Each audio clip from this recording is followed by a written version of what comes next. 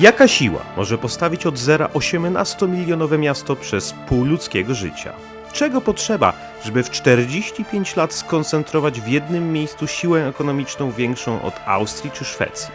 To jest miasto, które powstało z jednej centralnej idei i miliarda ambicji zarobienia milionów, gdzie świątynie kapitalizmu stoją na państwowej ziemi, gdzie można zamówić autonomiczne taksi, ale nie zamówisz tu Ubera i nie wygooglujesz pogody na jutro. To miejsce, gdzie ludzie wciąż szukają granicy postępu. Witajcie w Shenzhen, gdzie za marzenie o lepszej przyszłości zapłaci się każdą cenę.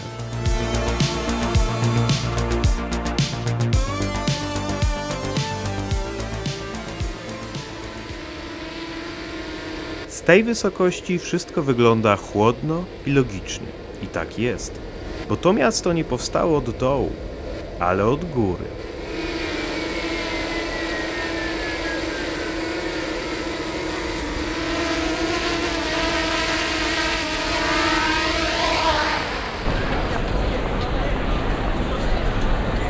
No i powróciliśmy na Huaqiangbei. Huaqiangbei w Shenzhen to wielki targ elektroniki. Prawie cała mała dzielnica pełna ulic i budynków, w których tysiące sprzedawców codziennie handluje każdą elektroniką, którą można sobie wymarzyć.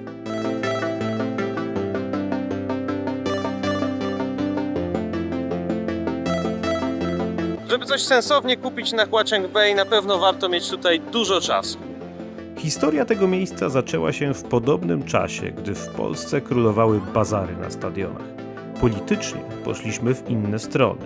Natomiast gospodarczo towary zostały wyłożone na stół w tym samym czasie. Niby inny świat, ale to właśnie tutaj wciąż możemy zobaczyć tą samą dziką energię, która zbudowała i nasz kraj. Ten sam pęd, aby w końcu móc wycisnąć jak najwięcej z nowej wolności gospodarczej. Nakazano wręcz spontaniczne bogacenie się. Całe to miasto, w szczególności Huaqiangbei, na którym teraz jestem, podporządkowane jest rozwojowi technologii. I to jest kierunek, który jest narzucony z góry, ale i też sami Chińczycy chcą się bogacić, więc idą w tym kierunku. Huaqiangbei wygląda jak chaos wolnego rynku, ale tak naprawdę jest precyzyjnie wpięte w plan, którego centrum zobaczymy za chwilę.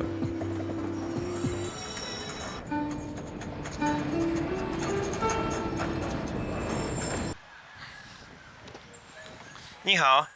Shenzhen jest olbrzymim miastem, ale w szczególności jego centrum pokrywa olbrzymi plac. Jesteśmy w centrum Shenzhen, przy samym Civic Center, czyli na wielkim geometrycznym placu w sercu Shenzhen, który definiuje to miasto z lotu ptaka.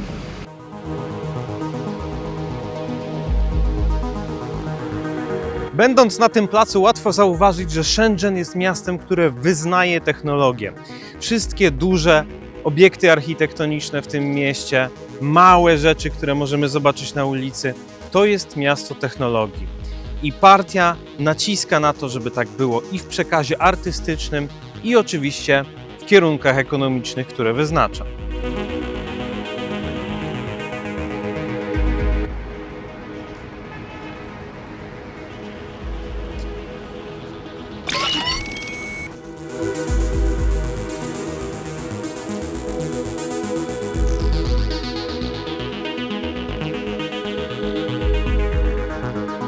Jesteśmy w Centrum Sztuki Nowoczesnej i Urbanistyki.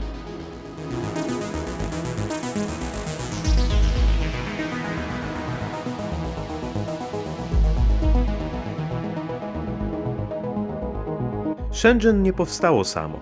Miejsce to wybrano ze względu na bliskość Hongkongu. Miał to być poligon, na którym państwo sprawdzi, jak połączyć centralne planowanie z rynkiem. Najpierw zaplanowano funkcje, dopiero potem samo życie. Dzielnice przemysłowe, dzielnice biurowe, porty, szerokie arterie, linie metra, których jest tu ponad 600 km.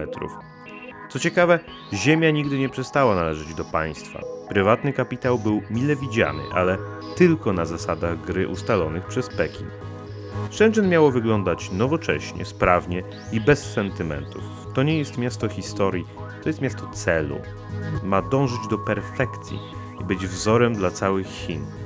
Dlatego robi takie wrażenie. powstało, by działać i pewnie działa całkiem nieźle. Gospodarka Shenzhen jest wielkości gospodarki całej Austrii. W parytecie siły nabywczej jest znacznie większa. Słuchajcie, na tej makiecie widać bardzo dobrze, że Shenzhen jest miastem policentrycznym, ma bardzo wiele różnych ośrodków, które uzupełniają się wzajemnie, natomiast jeżeli patrzymy na to z naszej perspektywy, to wyglądają one jak centra dużych miast same w sobie. I dlatego często jest tak, że wszystkie miasta mają tak dużo mieszkańców, ponieważ są policentryczne i są połączone ze sobą, bardzo dobrze skomunikowane, natomiast to nie jest tak, że mamy jednego dużego obwarzanka. To jest, proszę Państwa, Aleja Tysiąca Wieżowców, a tak naprawdę są tutaj wszystkie duże landmarki Shenzhen, bo każda dzielnica zazwyczaj ma taki swój charakterystyczny wieżowiec. No i to są właśnie one. To miejsce to swojego rodzaju pomnik planowania.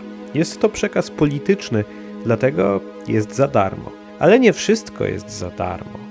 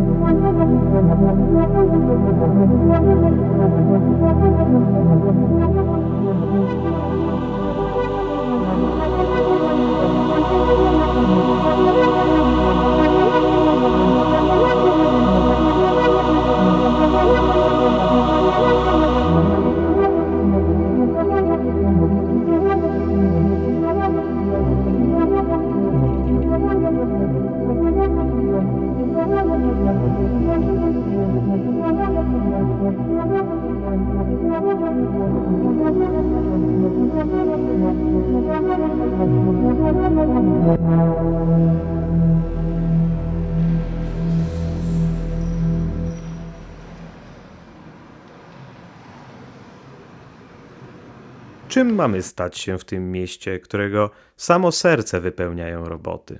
Z czystego stopu wrzeźbione, nieruchome, lecz mięsiste, powabne kształty.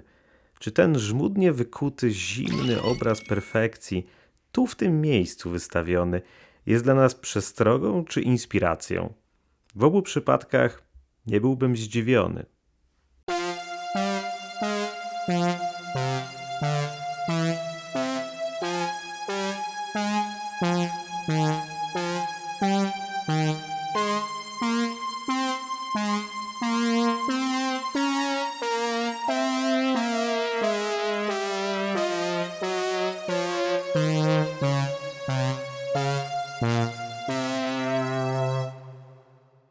Jak widzicie, tutaj nikt nie boi się AI, nowych technologii. Raczej zachęca się, żeby wszyscy w tym kierunku właśnie poszli. I cóż, myślę, że może to mieć wady i zalety, jak wszystko. Natomiast Chińczycy na pewno pędzą w tą stronę bez opamiętania. Jak mogliście zobaczyć, Shenzhen to olbrzymie miasto. Jeśli chodzi o powierzchnię, 4 razy większe od Warszawy. Dlatego podróżowanie po nim zajmuje dużo czasu. Jeśli podoba Wam się ten materiał, prośba o subskrypcję. A tak, żeby pokazać trochę skalę, to zobaczcie. Tam jest Ping An Tower, który znajduje się w Futien, pierwszej oryginalnej, można powiedzieć, dzielnicy Shenzhen, będącej jego centrum. A my znajdujemy się w Parku Talentu w Bao'an. Aby gonić za postępem i perfekcją, Chiny stworzyły takie miejsca jak to. Świątynie kapitalizmu stojące na państwowej ziemi. Nazwa tego miejsca jest inna niż to zwykle bywa w Chinach. Nie harmonia, nie wieczny spokój, nie żadne ideologiczne hasło. Tutaj kluczem jest słowo talent. Park Talentu to miejsce, które ma właśnie ten talent przyciągać z całego świata do pracy w firmach technologicznych, których loga potrafią tutaj nawet wyświetlać na niebie.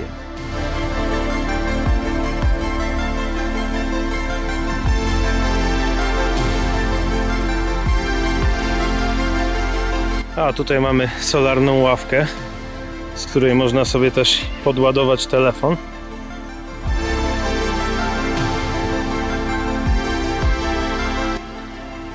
A to, co się tam rusza, to słuchajcie, jest dron, który właśnie dowozi jedzenie do tego boksu, który jest tam na dole. O, a tam jest właśnie ICBC, czyli największy pod względem wielkości aktywów bank na świecie. Jest tak dlatego, że Chińczycy zarządzają gospodarką głównie poprzez finansowanie bankowe. Jakbyście się zastanawiali, kto pracuje nad nowymi smartfonami Xiaomi, to pewnie oni tam właśnie siedzą i pracują. No ale właśnie, talent, który tam pracuje, to jednostki. I celebracja tej jednostki czyni to miejsce dosyć specyficznym jak na Chiny. W tym parku na całym wybrzeżu są takie rzeźby. I tutaj możemy przeczytać, że wspieranie innowacji i tolerowanie porażki. Tolerowanie porażki i wspieranie innowacji. Bo najwidoczniej ktoś toleruje i ktoś wspiera. To tutaj system oddaje część inicjatywy jednostce, aby zrobiła to, co robi najlepiej, czyli innowacje. Shenzhen jest najbardziej zaawansowanym miastem w Chinach i to tutaj można też przyjrzeć się zmianom, które dzieją się w społeczeństwie na skutek tak dużych ilości technologii, która przenika społeczeństwo tak szybko. Ale powiem wam, że w tym parku mam wrażenie, że w zasadzie ludzie nie mają nic przeciwko i integrują się z tą technologią coraz bardziej. Ale czym jest ten piękny widok? Czy to postęp, przyszłość, a może obietnica? Tak jak wcześniej na Huaqiangbei, na stadionie dziesięciolecia, na setkach bazarów i w Polsce i w Chinach lat 80., 90. ludzie nie sprzedawali tylko towarów. Sprzedawali i kupowali marzenie. Marzenie o rozświetlonym mieście, do którego aż chce się iść. W chińskiej świadomości system, który potrafi uczynić taką obietnicę namacalną, nie musi nikogo prowadzić za rękę. Ludzie idą sami. Bo gdy obietnica działa, posłuszeństwo przestaje być potrzebne.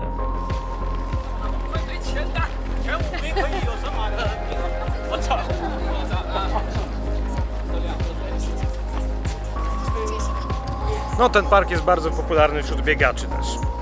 Ale dokąd pójdzie chińskie społeczeństwo po tym, jak osiągnie już swoją technologiczną doskonałość?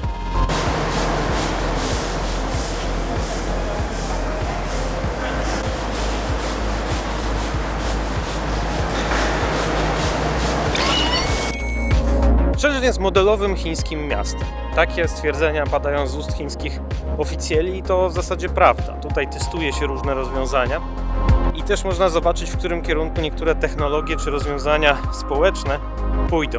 Oczywiście to miasto jest zupełnie modelowe, więc tutaj wszystko ma wyglądać idealnie. Z tego właśnie względu jest zawsze warte obejrzenia.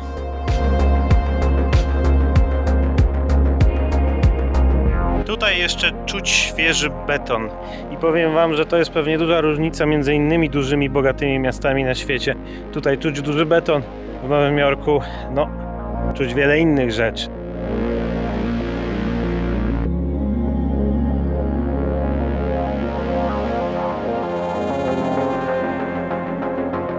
Ale w tym wszystkim najważniejsze jest to, że oni mają organizację, sposób myślenia i są naprawdę zdeterminowani, żeby te cele osiągnąć. I przez to, że są w stanie być tak zorganizowani, te cele często osiągają.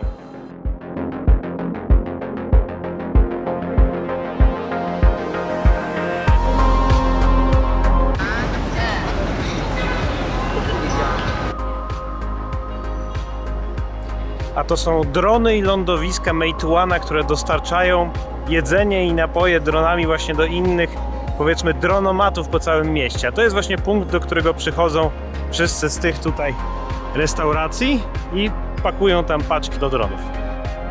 Tutaj chyba strefa karmienia gołębi.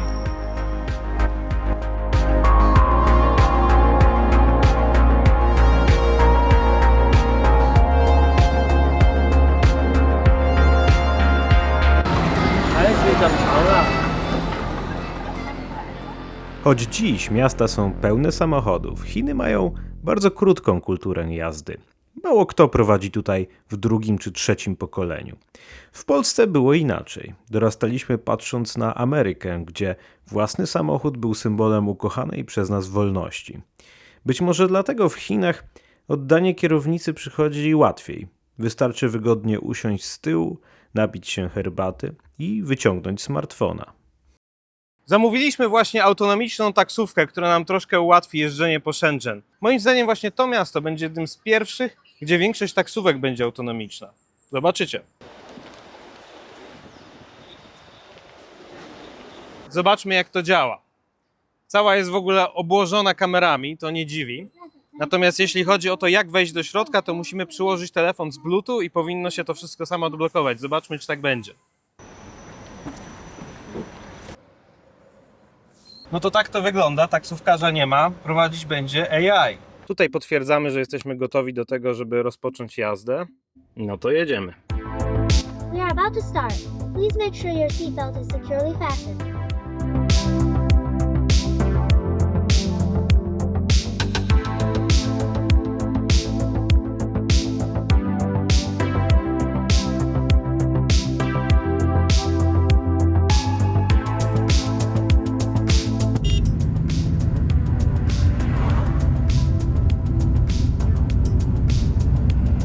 One są dosyć ostrożne, jeśli coś się zadzieje, to od razu próbują hamować. I to jest dobre podejście w Chinach, ponieważ ruch w Chinach jest dosyć agresywny, to znaczy kierowcy mają duże zaufanie do siebie.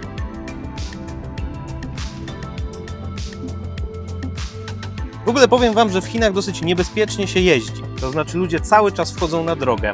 Jak się temu wszystkiemu przyjrzeć, co się tutaj dzieje, to naprawdę nie jest to proste. Dlatego tym bardziej to AI musi ciężko nad tym pracować.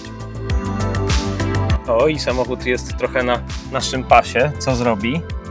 Zatrzymał się, no i czeka.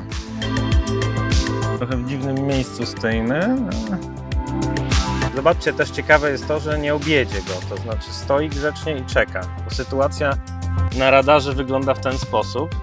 Ok, zaczynamy ruszać.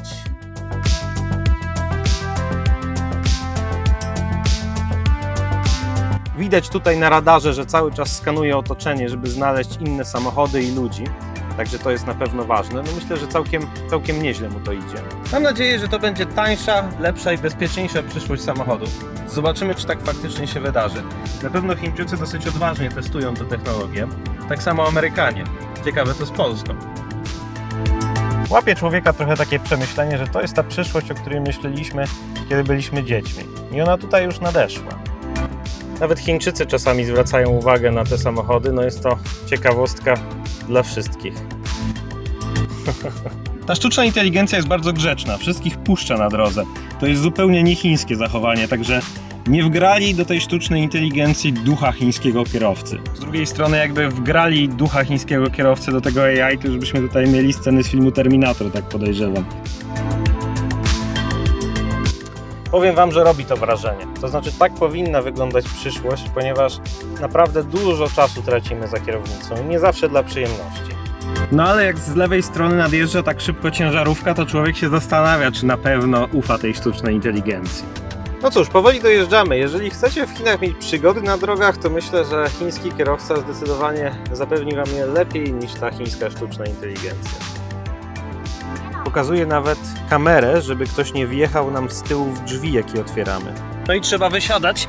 Samochód nas wygania, to znaczy powiedział, że już długo czeka, więc trzeba sobie pójść. No i tak to właśnie wyglądało.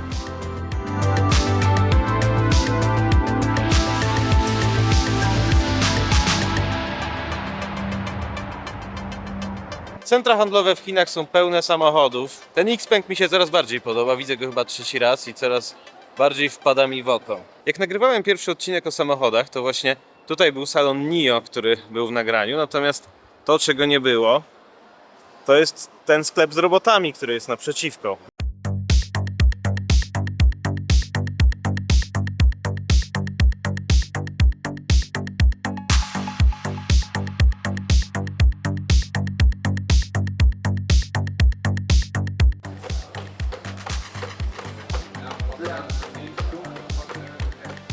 Ciekawe jest to, że sprzedają tutaj też golarki i szczoteczki do zębów. Nie robi to wrażenia, prawda? Wygląda raczej jak atrapa przyszłości. Albo jak sklep, który udaje, że coś sprzedaje. Roboty stoją gotowe, ale nikt ich nie potrzebuje. Może dlatego sprzedają też golarki. A jednak ten sklep nie jest zupełną porażką. Jest zapowiedzią. System nie pyta, czy ta technologia jest potrzebna. Zdecydował, że jest. Pyta tylko, jak długo potrwa, zanim się do niej przyzwyczaimy.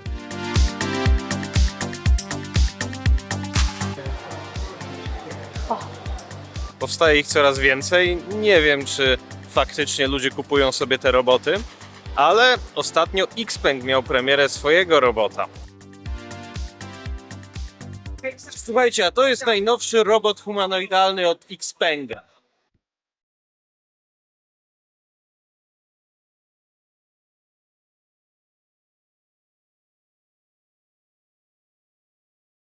A tutaj też takie Audi stało.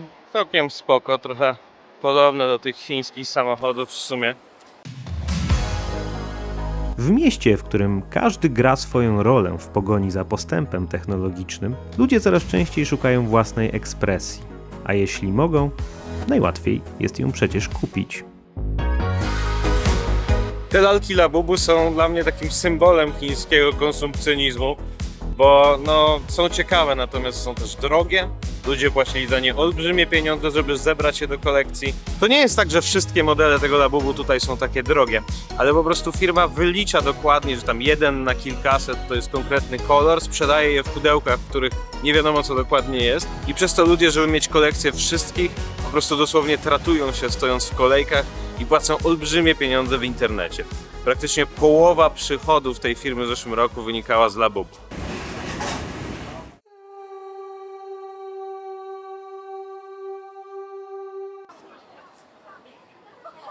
Centra handlowe to potrafią być naprawdę miejsca, gdzie spotykają się psy.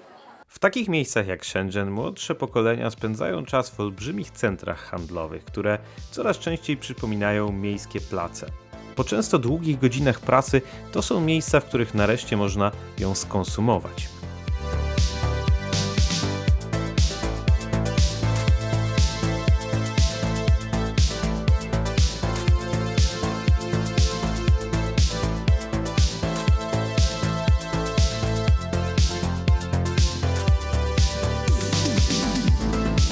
No cóż, jednym z celów ma być konsumpcja wewnętrzna. To konsumują. Ale takie sklepy jak ten służą więcej niż jednej potrzebie.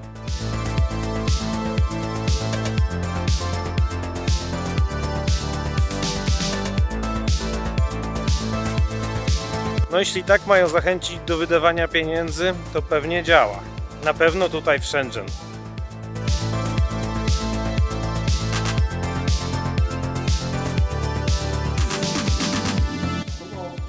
Wróciłem do Polski.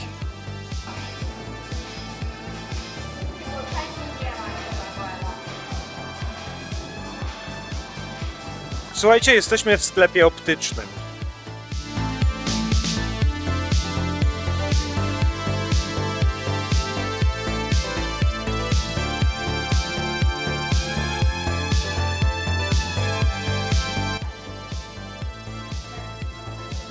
Szkoda, że Matrixa nie kręcą teraz. Taki designerski butik, gdzie okulary kosztują ponad 1000 zł. W zasadzie wszystko jest tutaj bardzo drogie. No, ciekawy koncept.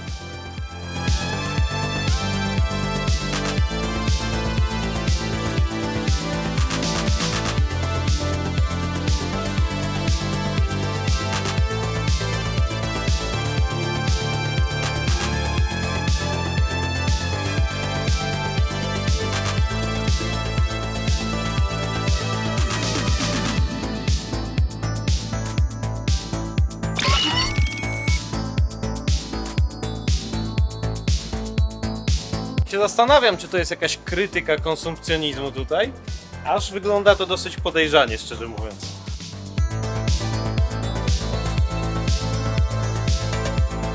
Tutaj to nie tylko zakup, to doświadczenie. Można kupić swoje własne różowe okulary.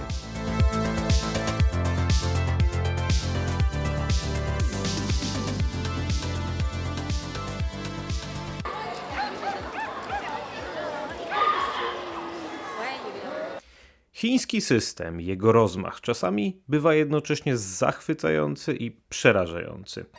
Ale jego największy skarb nie znika nawet w technologicznych utopiach takich jak Shenzhen.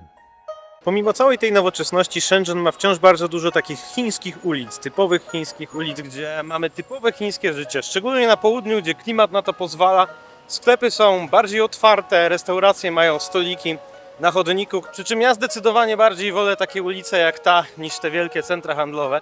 Tutaj można zjeść czasami dużo lepiej, a zdecydowanie taniej. I szczerze mówiąc, czuć tutaj mnóstwo energii.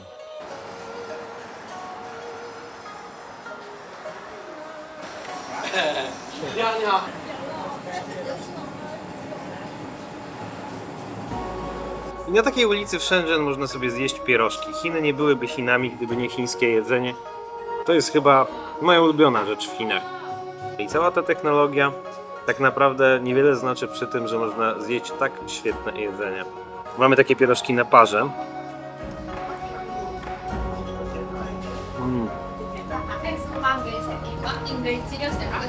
Coś wspaniałego. W takiej knajpie 7,50 za piwo, lemoniadę i pierożki. Coś wspaniałego.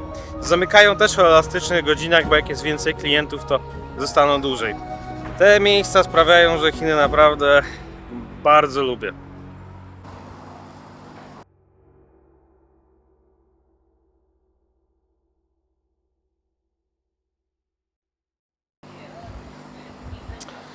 A za mną teraz jedzie elektryczny skuter, który prawdopodobnie chce mnie rozjechać.